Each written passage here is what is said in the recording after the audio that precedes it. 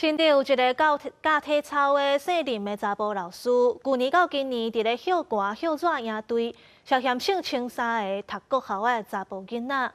法官认定这个老师涉嫌妨害性自主，裁定受押禁见。伫个人的 IG 打出真侪教学现场，甲囡仔欢喜翕相。新咧关一个姓林的体操查甫老师，互人控告利用做赢队老师的机会，伫去年到今年的寒暑假期间，性侵至少3个小学查甫囡仔。小孩子70、80个，有时候100多个，他都是这样子。那台北都下来。不是，那是放假带小孩啦。啊，因为今年才拄啊为某一个国立大学毕业，互真侪家长真信任。代志一个别空，当地面册社团大家拢真紧张。除了家长是烦恼囡仔捌接触过，也陆续有儿童教师出来发声明，讲甲姓林的查甫人已经停止合作。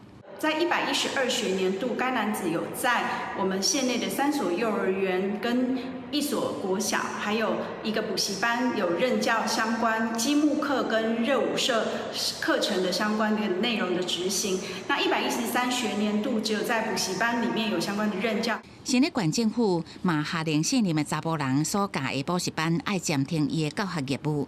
清查了后，确认目前已经无伫县内有学校，也是幼儿园伫上课。若是这个案件是事实，会依照情况来裁罚，相当是终身袂使阁加册。